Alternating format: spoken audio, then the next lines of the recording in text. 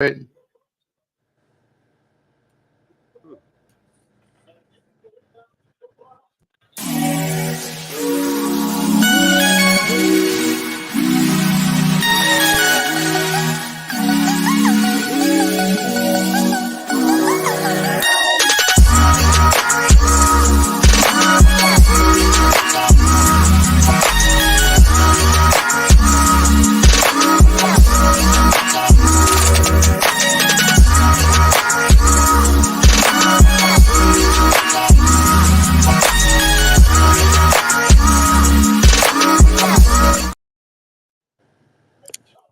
What's going on, everybody? Welcome to the First and Last Hit Radio on the Block 105 and SoCal Radio.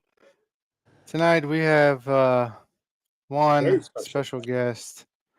I grew up watching her husband, and one of my favorite wrestlers growing up, Miss Barbra Goodish.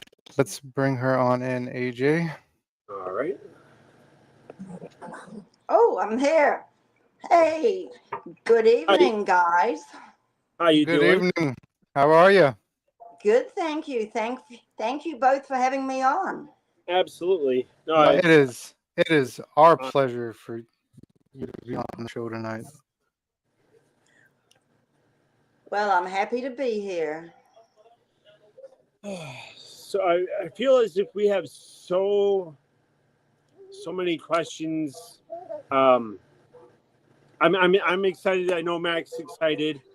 I apologize for my setup.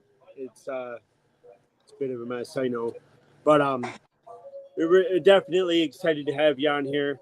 So yeah, let's jump right into it, Mac. You want to start us off? Yeah, give me 1 second. Let me turn the TV down. Is Right back. that a cute little baby beside you? Yes, this is my daughter. She's Oh, 11 months. oh, how precious. Oh yeah, she'll be a year on the 1st of August. So. I love it. Oh yeah, she's our second. Unfortunately, our firstborn had passed. He passed away from Oh, stage. oh, I'm so sorry. But But look at her. She's on TV already. She's going to be a star. oh yeah, she has her own little personality. She was at therapy today, and she gave gave the therapist one of those eye rolls and eye flutters like she was 16 years old. Ah, I was just waiting for that. That would have been the complete teenage package right there. there you go. Well, I'm glad. Look at her. She's just having a ball. So you've got that, and I've got two dogs running around. So I'm hoping my dogs behave themselves for the whole interview. Get a little. You're not as warm as you do. There we go.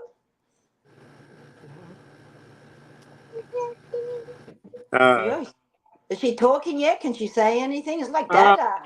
She did Dada. She did Mama. Baba is about the one she likes the most. She eats a few things out, but she was born at 4 pounds and 10 ounces, so she's behind on her development. Oh. So I'm just having fun here with Dad. Oh yeah. Yep. So Max just texted me, said to jump right in. He has to handle some stuff. There's a knock on. Okay. Again, we're really excited. I was not expecting you to even reply back and be willing to come on. Well, yeah, you know what it is? There's so many people that still remember him that it's an honor, just to hear some of the stories and to hear everything. And I think he would be up there, he's smiling, because that's what he always used to say. He wanted to give the fans the best night of their life. So I'm thinking that maybe he did, because it's going to be 36 years this July the 17th coming up, and people still remember him. So it's just an honor for the family to come out and say thank you to everybody for still remembering Bruiser. And the one thing about Bruiser, at least I see, because that was before my time. But one of the things, I mean, that I've seen, uh, and got to uh, kind of study was he reminded me of um, Haku, very just Oh, tough, rugged, just don't piss him off because if you piss him off, you're in trouble. Very very tough guy. Um, a scary guy. It's just the energy he gave off in the ring and just I mean, but again, when you're in that type of profession, you get what you see on TV, and then you get kind of behind the scenes. So, what was he and like at home? Like you know that yeah, that was funny you mentioned Haku because Haku is a pretty good friend of mine. oh So wow, that's interesting that you mentioned his name. In fact, I should be seeing him. There's a what is it? Hall of Fame up there in Waterloo, the Luthers, oh Dan wow, Gable Hall of Fame, which is coming up. I leave here in a couple of weeks to go up there oh for wow. the weekend. Mhm. So, so it's really nice that I get to go to these fan fests and that I see everybody, see all of the people that knew him. Plus, you said an interesting thing too, that it always amazes me. I have people come up to me and tell me things and they show me tattoos on their body and then I ask them how old they are and they were not even born when Frank left us. And that's really amazing that he has all these fans that were not even alive when he left. And it just really amazes me, and I think it's because what of social media, because of YouTube, and because of the difference in the wrestling today to what it was in the old days when it was hardcore. Well, now I'll go back to your first question. No, what he did was he treated it as a business. He didn't treat it, he thought of it because what happened, he played, he was college football, Mhm. got all the way up to the Washington Redskins, Oh but wow, then he got all the way there. Then he got red flagged, and what it was, he said, if I put my mind to football that I did to wrestling, I probably would have made it in football. But you come out of college and you think, oh, I'm just the best. You're not thinking of, that it takes job because you're going to be there with so many other people that are as good as you. So you have to use your head. So I think that's what happened. He didn't want to fail twice. So when he got into wrestling, he used his, you know what I mean? He used his head and used it as a business because sometimes in entertainment is what happens is people believe they create a character and then they actually believe that's the character. They become the character. He never lost sight. He was always Frank Goodish at home. Yes, when he went on the road, he created the character Bruiser Brody, and he became Bruiser Brody. When he came home, when he came out of the airport, came home, he was just a husband, father, and critiquing his work and using it as a business. And I think that's maybe why he was successful in what he did, because of that reason, because he knew the fans were that was his livelihood and he didn't want to disappoint them. Right. Now, outside of wrestling, did he have any hobbies outside of wrestling? His thumb and you know Jim, but he was so busy that he never really had time to create a lot of hobbies because he was either on the road or he was home. And he wanted to spend as much time when his son was born with his son that he could. So there wasn't really too much, you know what I mean, too much time. But he worked out. I mean, I think his hobby, he'd worked out ever since football, since college. And I think when people start working out, that becomes their hobby. They enjoy doing it. hmm So, apart from that, I think no, he wanted to spend as much time because I sometimes think about how much time we spent together. And when it comes down to it, you add it all up, and it's probably only 3 or 4 months a year. The rest of the time he was gone. So that, you know, we didn't really get to spend a lot of time with him because he was on the road. So he wanted to spend as much time and be a family man when he came home. Plus there was lawns to mow and there were things to do around the house too that he had to take care of. There is so many names just in this about 10 minutes we've been on. So many different names while talking about him that come to mind when we touched on character separation from, you know, being on TV versus home. The one person that and I don't want to go too off topic, but the one person that come to mind that took his character and became that character was Macho Man Randy Savage. Yeah. And so to see that Bruiser Brody was able to separate that and keep it separate is very nice to hear. The fact that he never was able to mix it, he kept it very separate, and that was nice. There was another name that came to mind, and I can't think of it. Maybe later on, though, it'll come to me. But just hearing these fascinating different things, you know, and just seeing the similarities even with like more recent wrestlers or even current wrestlers. You know, one wrestler that come to mind, unfortunately, he passed during COVID, was Luke Harper. He was another one that reminded me a lot of Bruiser Brody. Yes, I heard that a lot. I wished I could have met him because I heard that a lot, the association with Bruiser, Frank. And, you know, you were right, because when I dropped him off at the airport, I mean, he was dad, husband. He would walk. These were the days before, you know, security and that, where you could go to the airport and, you know, wait until they went through the doors. And as soon as he'd be Frank, get out of the car, walk through the doors of the airport, and I immediately saw him become Bruiser Brody. His walk, his hair down, or put it, you know, hair was up, hair down, and he became Bruiser Brody. When he left home, he became Bruiser Brody. When he came back home again, he left Bruiser Brody at the airport and became Frank Goodish. Mac, did you were gonna make mention of something? I apologize if I was, but you know, like my parents, I've discovered I have short-term memory. Oh, me too. Don't worry. As I said, my memory is so bad. I never remember which day it is. I am so glad I had to look at my calendar today because I had completely spaced on doing this interview. And I said, I ran away.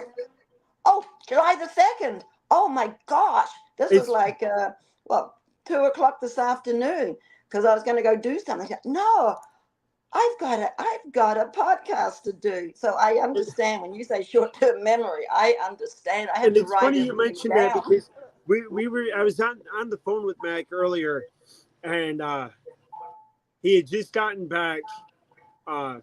I was dropping dropping kids and family off at the airport.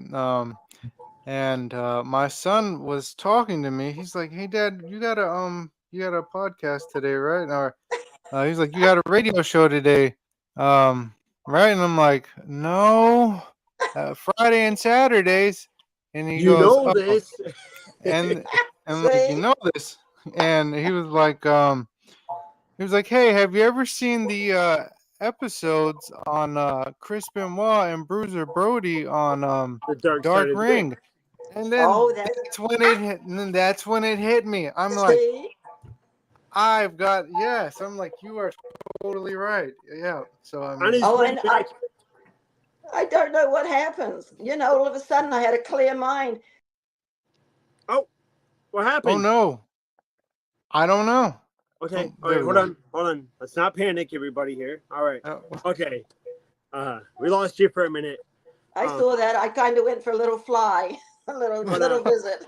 It's funny because when I was talking to Mac and he's like, I said something because I was excited, you know, and you're dealing with some trouble, and I was talking to Mac about it. And I was like, well, I was excited, you know, about this and that and the other, and somewhere in there, I'm like, aren't you excited? And I forget exactly where in context that part came from in our conversation. He's like, I'm excited about this show tonight. I'm like, no, because I'm usually joking around with him. I'm like, we got a show tonight. And he's like, dude, no, we don't. And I'll go back and forth until I break it to him that we don't. And I'm like, no, he's trying to get back at me. And I'm like, no. Oh, yeah. And then he finally told me, I'm like, I look at the calendar, I'm like, oh, yeah, that's right. And then even though I remembered, on and off, I would forget. And it was like up to like the very last half hour to 20 minutes before airtime. I'm like, yeah, I think we got a show tonight. Mac actually asked me just before we come on, dude, you setting up? I'm like, nope. I'm like, because I forgot. Yep. But it makes you feel better when you talk to other people, because then you realize we're normal. This is what happens. You think there's something wrong with you, but as you talk to other people and you know that everybody is going through the same situations, so it kind of makes you feel a little better too. Oh yeah. But in talking about memory and things like that, what was it? I mean, there was not really any protocol, back in those times, and plus the style that Bruiser Brody wrestled. What was it like, and what was the toll that style took on him? Well, as you can see now with a lot of these people that wrestled back in those days, they've all got knee replacements and hip replacements and shoulders and everything. You cannot, and this is the same as the NFL and the football players too. You cannot put your body through such a physical workout, which is working, I mean, depending on what it is, and not come out of it as you get older with a lot of injuries, because you're really giving your body up as a profession, the sports and wrestling, well, wrestling is sports too, that you really are giving your body up. Because see, I go to these fan fests. I am getting ready, as I said, to go to Waterloo in a couple of weeks, and you see the physical toll that it's taken on some of these the older wrestlers from Frank's period of time, the old style wrestlers, that a lot of them wheelchairs and walkers, and it's just that the physical, and of course we've lost a lot of them too. There's a lot that have departed us as well. So you go into this, you're not going to come out of it with well-being, is what I'm going to say. And I think this is what Frank was kind of thinking about at that time, because he was already 42 and he already knew that he couldn't do what he did in the ring for too much longer, because already his body was starting to break down, because he was heavy, and then he lost quite a bit of weight because he couldn't do the things that he wanted to do when he was heavy. Because sometimes I'll see these pictures and I cannot believe what the physical toll that he could do in the ring. I can't even put my leg up that high. It's kind of embarrassing. Some of his kicks, some of his drop kicks, flying from the top rope. I mean, these were quite some moves. And, yeah, climbing up on a cage and jumping, and but those kicks, the way he was so limber, but that was why he trained. That was the football training too. He trained. He ate good. He trained to be able to do that. But even back then, he realized that the time was getting short, that he wasn't going to be in the ring at 50 years old, because he wasn't going to be physically able. So he had already had plans what he was going to do when he couldn't get into the ring again. And he was in Texas. He bought a ring from Joe Blanchard in San Antonio. And what he was going to do, he was working with a gentleman from the University of Texas in the college, and he was going to go around and set up a wrestling ring at the college or the schools, do a skit. This was the time when the DARE program, the drug program, was just starting up in the schools and everything, to let the kids know the dangers of drugs. And as we know, when we were young, we did not listen to anyone in authority, we kind of turned a blind eye. But you put somebody like Frank up there in the ring, in the way, with his whole look, talking about the dangers of drugs. And I think people might have actually listened. He also had a little section of land with a little stream running through it and an old kind of mobile home on it. And in the holidays, he was going to take some of the disadvantaged youths, men, boys, out to out to the land and show them different things. And I think because sometimes, as you know, with these kids that are, on the verge of either being in trouble and everything, if you take someone that shows them they care, it can change a child's life just to have that care, to know that people do care.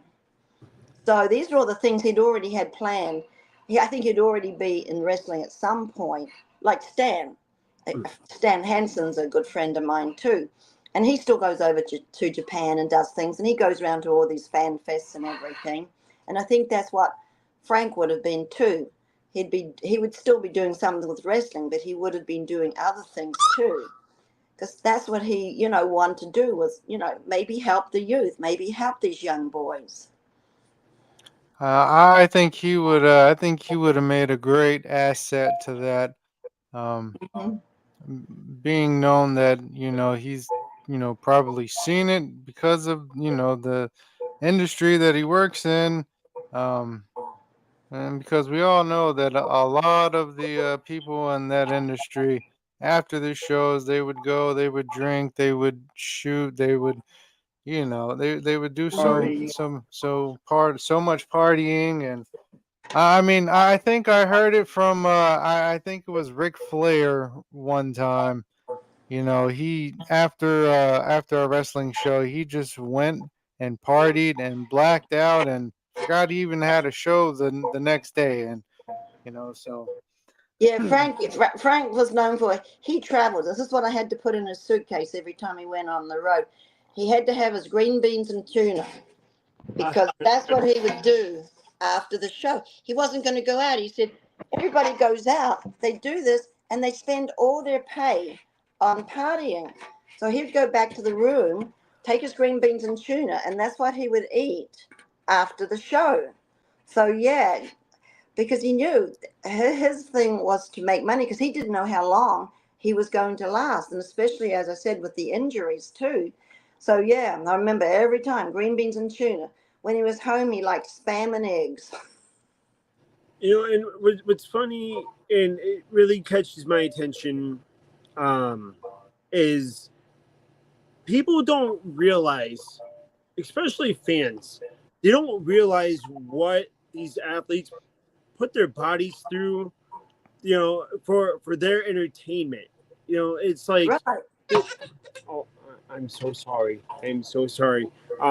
But I mean, it's just like the fans, they want more, and then they come in and like, especially with New Day, with the new generation, they try to be the booker. They try to, oh well, I do this way and do that, and I'm guilty of it. But that's just because nowadays we have bad creative sitting, in promotions that they shouldn't be in. But again, I'm not there, so I really, I don't have to say. I sit back and I watch it, and I like it or I don't like it. Back then though was different. I couldn't keep my eyes off the TV back then, back growing up. Now it's like this. It's like and I think AJ can say the same. We keep up with it because we're still huge fans of wrestling. I wouldn't say I'm a huge fan of this generation, but I grew up watching your husband. I grew up watching Hogan, Flair. I grew up watching the Attitude Era. I grew up wrestlers in Japan, and it that's So just what we liked. And Mac, you actually said something, and I know that you had asked. We were talking about it briefly, but you, before the show, you said something. You mentioned Hogan, which wants to brings my attention to Yes. after Hogan had went down, it was in Japan, and was told, "Don't send anybody else." Ma'am, you are fine. I think it was Puerto Rico. or Mexico. After Hogan, AJ, after Hogan went down to Hogan and Macho Man went down to Puerto Rico. They were told not to send anyone after them. So I guess there was this altercation that happened after the show. And then I guess a couple of months later, a couple more wrestlers went down there. And then I guess that's when we all heard the news. As they say, it was a very dangerous territory. I've heard, a lot of people have talked about that, and it was. It was just one of those territories that was very, very dangerous. But yeah. I want to ask you a question. What did you think of Dark Side of the Ring? I love that show. I mean, I think I misspoke. I like it, but because it gives you more in depth, but at the same time, to see how it ends is not something that I prefer. Everybody wants a loving, happy ending. Realistically, though, you ain't gonna get that. So that's the one thing I love about the Dark Side of the Ring is it brings you the realism. It's not no fairy tale, always happy ending. The good guy's always gonna win. It brings you the dark side of the ring. Wrestling. Yeah, pretty much right there in the name. But it's just and I can't. I believe I did watch that episode, and it's been a minute though since I've seen it. I don't understand as to why Bruiser went down there after he was told, or after Hogan was told, don't send anybody. I mean, it's just, I don't know. I don't know. And maybe you could share with us. You see, he really never got involved. Well, everybody wanted that match with Hogan, but Hogan was just coming in just before that happened. Well, this is the first I've heard about Hogan and them, and I don't even know if Hogan was down there before what happened with Frank. There's a lot of hearsay and a lot of different things that I'm not sure what is the truth and what is not, because after everything happened, there was a lot of embellishments of people saying about things like that, even though they weren't even down there. There's a couple of people said they're actually down there when it happened, and they were definitely, not down there. So, and even on the Dark Side of the Ring, it was a little bit embellished. I know pretty much, a lot of the truths.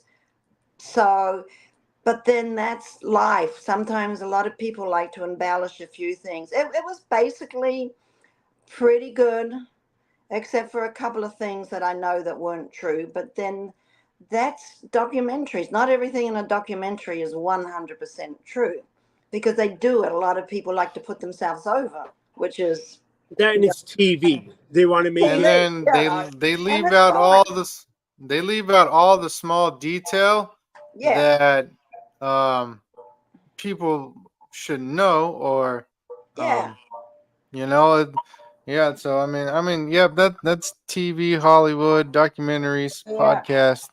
I mean, I was down there, so I know who was down there at the time, because I spent about over a week. I was down there longer than I really wanted to be, but I knew I had to take care of business. I couldn't just come back to the States, otherwise I couldn't do anything. I had to wait until everything went through the authorities and everything like that. So I found out a lot of stuff, and of course the bad thing was my son was with me, but that was fine. That's just one of those things. But it amazes me. But as I said, wrestling's a little bit embellished anyway. And as you're talking about the old days to the new days, J.R. Ross, Jim. Yep. They had a show here. They had their first, I think it was the AEW, Cody's first show. This is quite a few years ago. And they had it at the Ocean Center. Well, JR got me tickets, and I just so happened to, first time I've ever sat, because I didn't really go to many wrestling shows. And it just so happened he got me in the front seat. Well, as I said, I really haven't seen the new wrestling show, and I really didn't even see maybe 5 times I ever went to a wrestling show with Frank. So I was not around wrestling shows or wrestlers like that.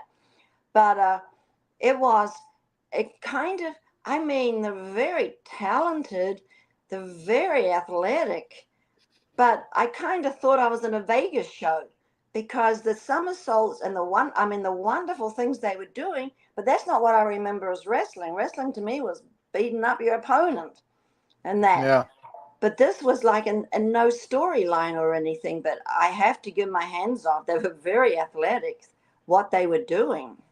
But a whole different thing. And the pyrographics, they had everything there. It was a show. I have to admit that.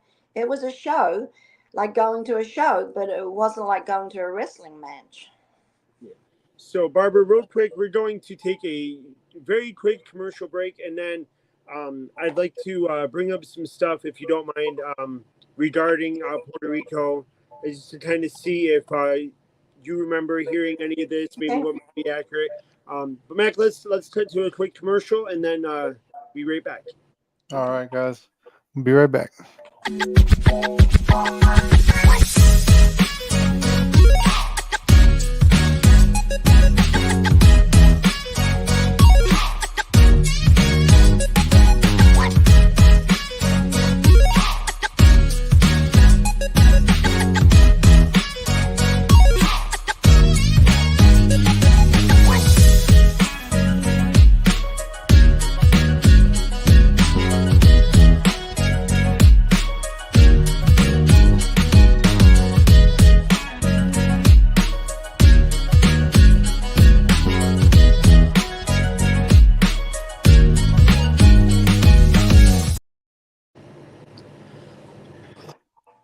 Thank you, everybody, for taking that short break with us. We are back, the first and last hit show on the Block 105 Radio and SoCal Radio. We are here with Miss Barbra Goodish, and we are still so excited. We still have so many questions. So, Barbara, And go ahead, I've Nick. still got goosebumps. So one of the things that caught my attention, and for some reason it seems like every time I pull this up, it brings new, it brings a whole new sense of realization for me. One of the things was is that he went down there for a wrestling match, but I want to kind of skip a little bit to where.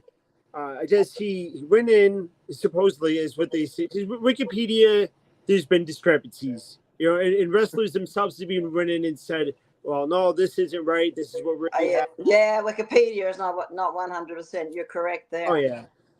But anyways, going down there for a wrestling match, and they said that there was an argument between the two wrestlers, being Dan Spivey and Bruiser Brody. And during that argument, they went in to discuss business. There's an argument, I guess maybe to discuss the match or how they were going to work it or whatever. And there were no witnesses due to the dressing room layout. But during that altercation, 2 screams were heard loud enough for the entire locker room to hear. And Tony Atlas ran into the shower and seen Brody holding his stomach, bent over, and seen, it looks like Jose Gonzalez holding a knife, a bloody knife. And that it took, due to the outside, the heavy traffic outdoors, it took almost an hour for paramedics to reach there, and because of his size, they were not able to lift him. Yeah, Brody was a big guy, but And that was, we have to remember, Puerto Rican people are pretty small. They're not big people. And no, there was no argument or anything beforehand. It was just I'm not mentioning his name. The one person just called him into the, in the wrestling, you go into the restroom to fix out the finishes. Right. We all know about It's wrestling. It's scripted. not like the You old talk days when it was kayfabe. about, And that's when it happened. I mean, as he went into the locker room or the restroom, they were in the locker room going into the restroom.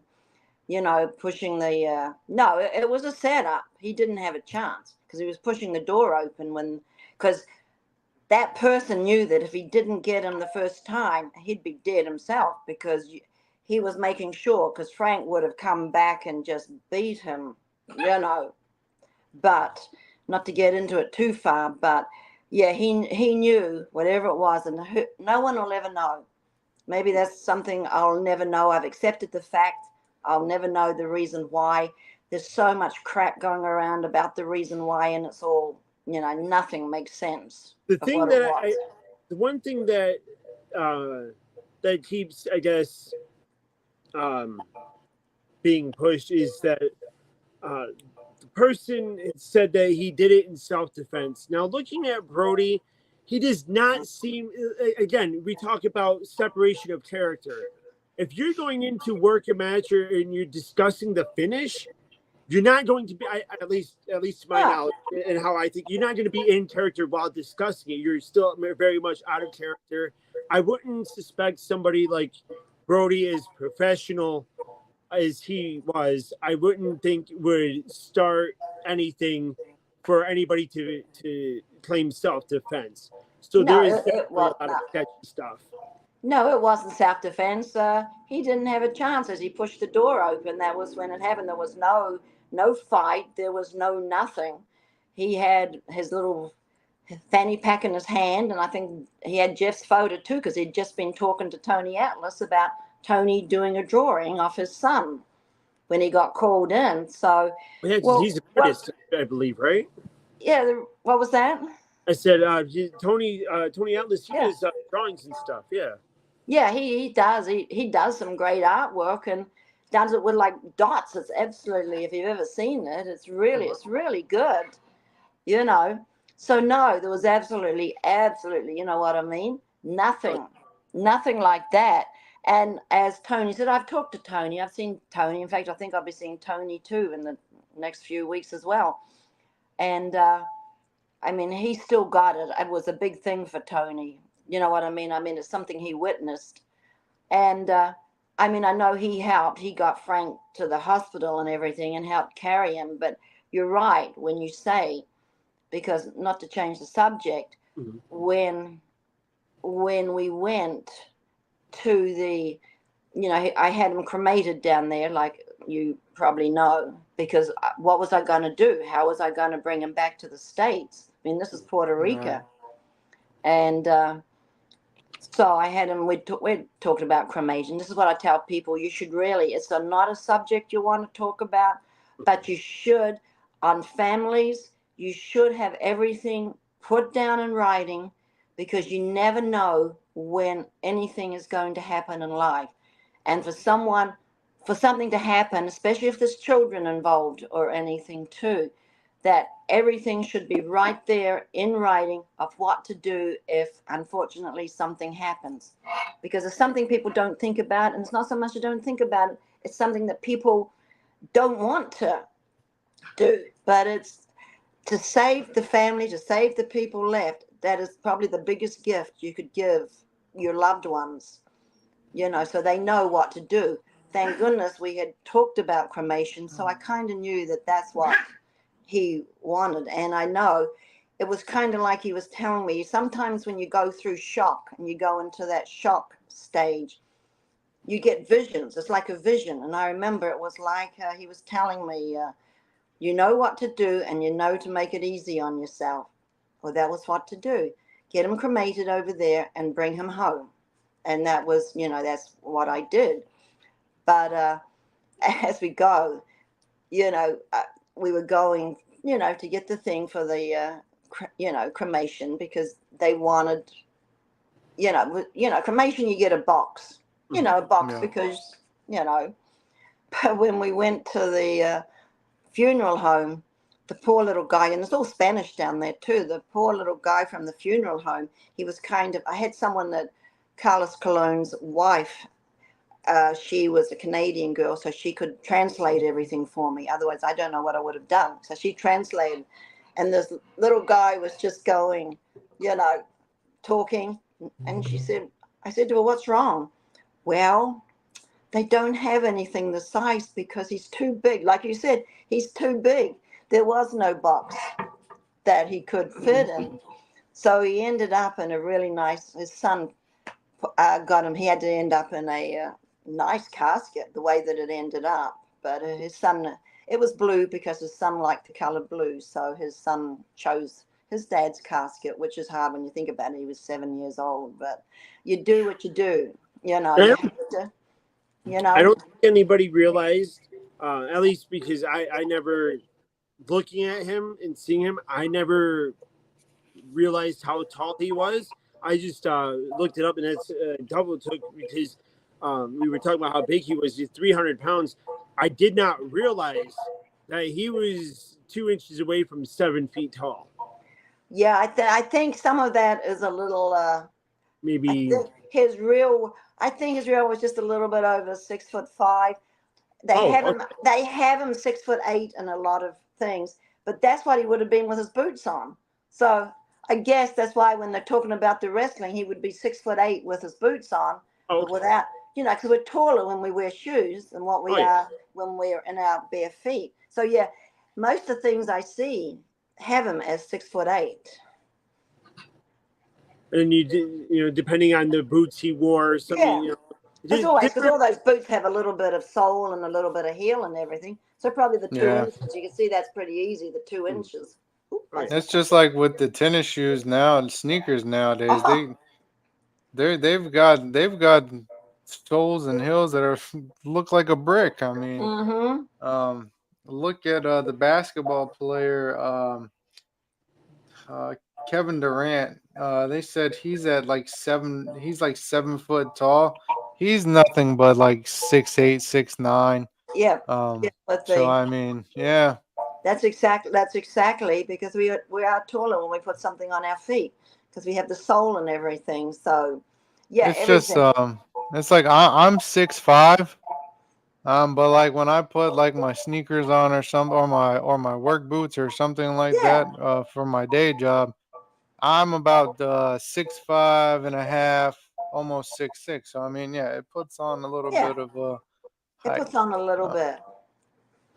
so I I think everyone would say that he's a Hall of Famer. I know he is in my book. Um, And I think everyone really started watching him with his matches against the Butcher. Oh, Abby. Oh man, uh, You, they you tore know, each other up. you, I you think with you know what they used to say, and you probably will get it. Both of them. Red makes green. Yeah. Yep. You know, uh, I believe without Bruiser Brody, there would be no wrestling in general. You look at Mick Foley, you look at the hardcore rough smash mouth style. At least I believe that all started with Bruiser Brody, and then even like current day, you look at John Moxley and the things that he's doing. Again, you don't get that Smash Mouth style Hmm. without thinking of who I believe the innovator of that when it comes to wrestling, Bruiser Brody. And that's like Hacksaw Dugan.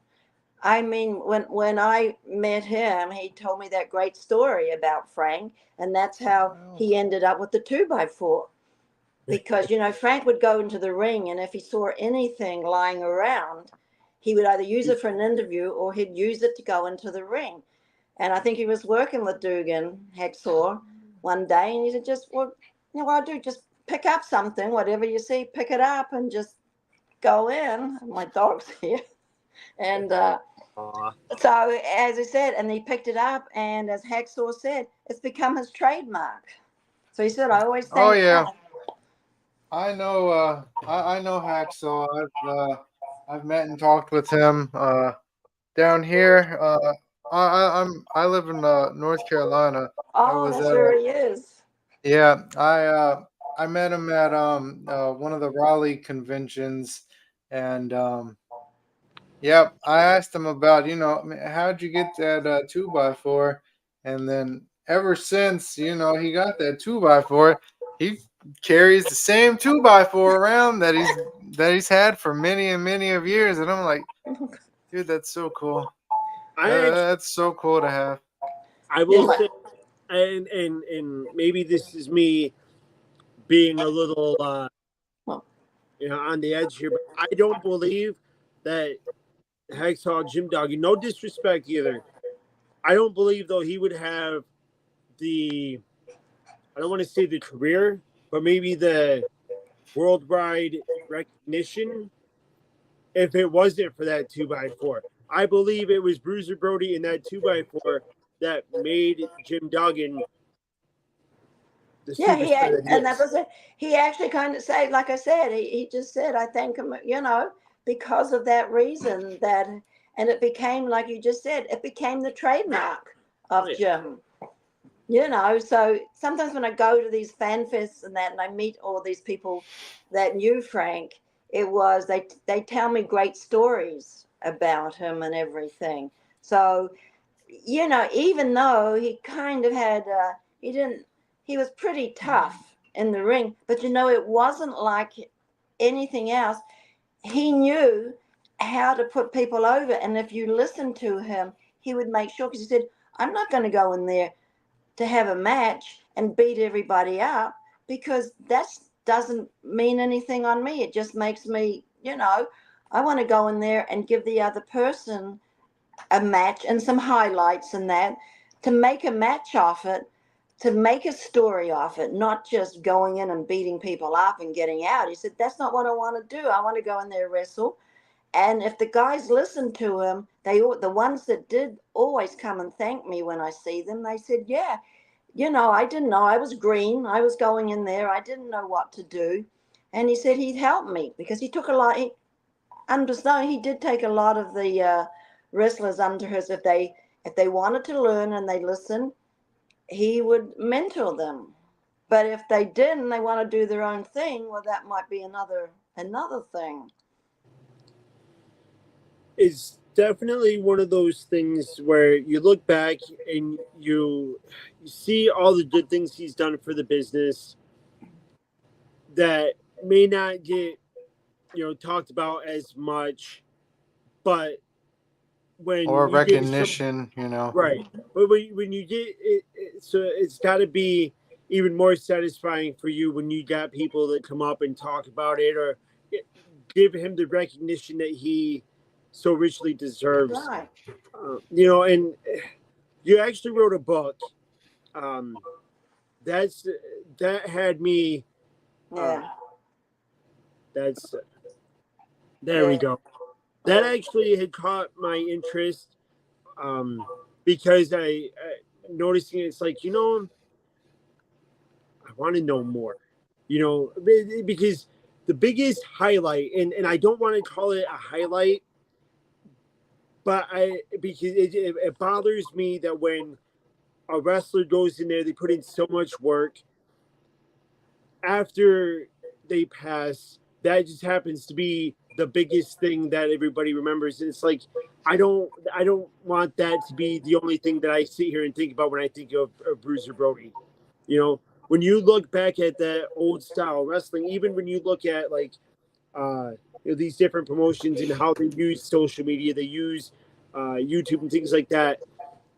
Some of those things are very difficult to find because of those years and the limited technology they had back then. So I mean, seeing that book is definitely it's piqued my interest, and I am definitely curious to learn and know more because and that's why we are both so grateful, and it means so much that you were able to take some time to come talk with us to give us more than just Bruiser Brody, you know, and more Frank Goodish. This is definitely. I'm very much excited. This is one of my favorites. Because, as I said, it's absolutely amazing that, like I said, it's going to be 36 years. Well, we're in July now. Oh, yeah, that's right. Yeah, we're coming up to the anniversary, coming up to the 36 year anniversary now. It's hard to believe that he's still talked about and still remembered so much 36 years later. And this was another thing, too, if I'm sure you've seen these Power Town. Mm-hmm. Oh wow! Oh wow! Look at that. This was That absolutely, is yeah, this that was is Power Town. beautiful. And then Yeah. they made it kind of like a book. I don't know if it's in that. So if I Look can, at that. Oh man, That is and beautiful. it's got the that whole is. thing. Oh my. Oh So it's really, this is a company, if you look it up, Powtown Wrestling, they made these figures that are so lifelike Mhm. for the Powtown. But like I said, you can't even, I wish I could get a better look, but it's hard. Oh, But the whole thing, the whole cover is just yeah, made like a that collector's, is so awesome. you know. And they've just come out with a new on his run. There was Stan Hansen, Bruiser Brody, Kenneth Kerry Von Erich, Lou Thez, Vern Gagne. I think there was one more. I can't remember. So they're coming out with all the old school wrestling, and they're making them so real. So look up Powertown Wrestling, and you'll see all the new figures that they've come out with and everything. They've just come out with series 2, and it's got, like, I think Medusa and one of the Briscoes, Junkyard Dog, Dory Funk. So they're getting all their real old time, wrestlers on that. Yeah, So, but if you look at them, they are so realistic looking and everything. So, as I said, this is what I mean. He's still having things like this, and it's 36 years. So to me, that's absolutely amazing. And as I said, and like I said, I still feel like I'm sharing him, and he left a legacy, which I know that's, as I said in the beginning, that's all he wanted to do, was to give the fans the best night of their life. And I guess he did, because 36 years later, he's still remembered. And to me and the family, that's absolutely amazing. yeah. you know, we had. It's like he's never. It's still like he's here. Like he's not Yeah. even gone. You know. See, Mac, and that's the thing, though. I I view things maybe a little differently than everybody else. Where when somebody passes on, people talk as if they're not here anymore. And for me, I don't do that. I will always say is or this or that because I believe that they very much are still here. And maybe not physical wise, but spiritually, and their spirit is still here with us. But one of the things It's that their present. Yeah. and we had actually, it's funny that we talk about um the impression and just how everybody is remembering a lot of these older wrestlers. We had a very good friend of ours, Bay Ragney, Chubby Dudley, talk about how amazed that he was that he didn't play a very big part in the original ECW, but he was very surprised and shocked at the overwhelming fan base that just swarmed him because of the nostalgia and the I guess I'm struggling to find the words here. The lasting impression that the original ECW had left on so many people, and he's like, I really didn't do much. I was, very little TV time. I did this and that, but I didn't leave anything like, the Sandman or Tommy Dreamer. I just did a small part. And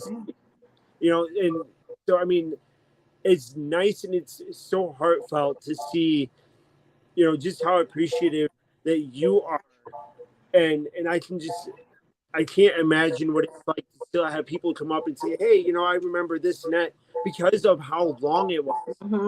People talk about nowadays, and even wrestlers fear this. And, a couple people went on and say, hey, if you're not currently active, if you're not doing something to promote yourself, get yourself out there, you're going to be forgotten about. And wrestlers, even still today, get worried if they go out with an injury. They're afraid that if they come back, people ain't going to remember who they are. Oh, just like our real good friend that wrestled in ECW, Johnny Hotbody. He was definitely another one that always had feared that, and it's like we had him on the show and he couldn't understand why we wanted him on the show. It's like, dude, because we love you, yeah, so these episodes, because we usually do our shows Fridays and Saturdays, but when we get this type of opportunity, we will work around anything that we can to make it work because of how special they are, and how not only just for everybody in general, but how close to the heart and how special they are for us personally. That brings up a good point about when you think, wrestlers do not have any pensions, they do not have any medical, they do not have anything. They can work and give their bodies up, and there's nothing. Unless they've been careful and saved themselves, there's nothing. And that's why I volunteer. We have an organization called the Cauliflower Alley Club, which has a convention every year in August, which I'll be going to next month. And what it is, it's when the wrestlers, any wrestler that's been in the wrestler business gets into a financial trouble, they can put something to the Cauliflower Alley Club to maybe help them out to get over. Maybe they can't pay the rent this month, or they've got a bill they have to pay, or an injury, and they will help out because there's nothing. The wrestlers have nothing. So this organization is such a great organization that will help out wrestlers who get in trouble. So it's a really nice, it's a very short, not a very much, I think it's like $30 a year. You get 4 magazines, and then they have this big convention that you can go to every August in Vegas for 3-4 days, which is fun. A lot of the fans come down and everything, and I work there because I do think it's such a great organization, because sometimes we all need help in life, and sometimes you don't know where to go. And as I said, especially the profession that we're talking about, there was no help or there is no help anywhere except for this organization. So, let's see. Okay, so Barbara, this has been very touching, and just, I guess, brought a question to my mind. Would it be okay? And Max doesn't know where I'm going with this because we throw surprises at each other all the time, live on air. Oh yeah, throw a question. Would you be okay, or would you be all right if Mac and I, every week, took the opportunity to make more people aware of this organization? Oh. That's something that I feel like, is it's something that people need to, number one, they need to be aware of. They need to understand that, like we were just talking about, these wrestlers, they go on there, they do this for your entertainment.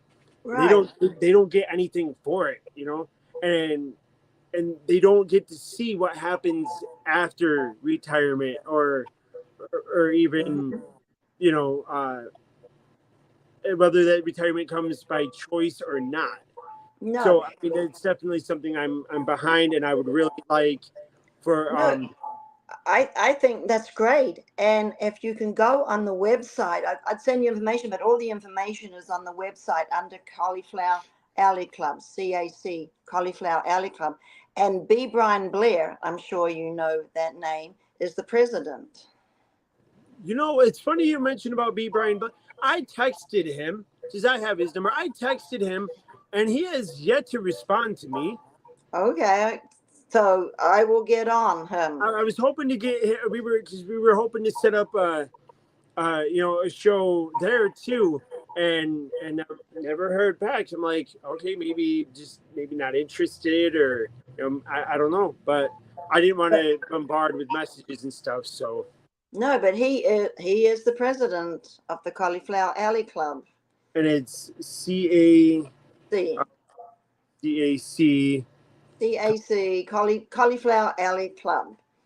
Oh. And you can find out all the information is on the internet. It'll tell you all the information about it, and maybe that, because like I said, it's a very cheap price. You get 4 magazines a year, and it helps unfortunately wrestlers who get into trouble that just need a little bit of help. The Cauliflower Alley Club. I think I found it. It's .org, I believe, right? Yeah. Yep, okay. Yep, I got it. August 19th to the 21st of this year. That's the date. That's when I go down a couple of days early, because I kind of volunteer and I help with registration and everything like that, because to me it's such a great organization just for that reason. I believe in anything that helps people is great, because at this stage, as we know in life, the way things are, a lot of people need a lot of help. There's a lot of people out there that are struggling. I mean, this is it's so heartfelt, and I'm not one to show emotions of or trying to cry and stuff like that while I'm on air and stuff like that. But this is definitely I don't want to speak for Mac, but him and I are very very much in sync. I would have if to I say, could show you, I still have goosebumps. I would definitely say that this is one of our, if not one of the most emotional episodes that we have done so far. And I'm so thankful, again, appreciative and grateful for your time to come out and take away from whatever you were doing to be on the show. We are at an hour and 2 minutes. So I have to unfortunately start wrapping up. I would love to sit here and talk all day because I'm so fascinated and excited. But I have one more question before we go. All right. Barbara, would you come back and do a part 2 with us? Sure, I will. Yeah. Thank you. He took the words right out of my mouth, because I was thinking the same thing. That's my brother, man. That's my brother. So, but yeah. So when we get off air, I'll definitely see what our schedules look like. But like I said, we work around everybody's schedule, so hopefully we can set something up, and we're definitely looking forward to it. Well, thank you. Oh yeah, we definitely appreciate it. Thank you for allowing us the opportunity to make the Cauliflower Alley Club more. Yeah, because as I said, it's a great organization. It's definitely something that needs to be promoted and pushed more than anything else, because if these wrestlers put their bodies out there, this is, I mean, they deserve at least this. Have something, that they can turn to when you know what I mean. It's they help with anything. They've even helped with funerals, because some people they don't have the money to bury their loved ones. Oh, yeah. There's a lot of different things, and then they might not have the rent one month. Just to help them out to get over a hard time. which we all have been through, I'm sure, at some point in our lives. Yeah. Oh yeah. So, on that note, Mac, do you got anything else you want to add before we finish up here and come to a close? I just want to say thank you once again for coming on the show. I'm still in shock here. Thank you both. Thank you so much. And before we jump off, B. Brian Blair, I'm going to call you out right now. Come on, dude. Like, we would love to have you on the show. I messaged you and I didn't hear back. Send me all your information and I'll send it to him because, as I said, send me everything again, everything about everything, whatever you have, the links and whatever, and then I will, because he loves to talk about the Cauliflower Alley Club. As I said, it's his organization, so being president. Hey, that's one way to get him on, right? Yeah. Yeah. All right, guys. So thank you for tuning in. You're welcome. Look for part 2, Barbara. Thank you so much. It meant so much to us, and we are so looking forward to a part 2. We will talk together soon and set something up to have you back on. So thank you so much. Thank you. Both of you have the rest of a good night. You as well. Too. Thank you so much. Hi, my puppy. dog is saying it's fine. Bye. Have a good one. Have a good one. You too. Thank you. Thank you. Yeah. All right, see you later. Thanks. Guys, we are still on air. My face is all red. I'm flustered. I still have goosebumps. Hit the music. That was, yeah.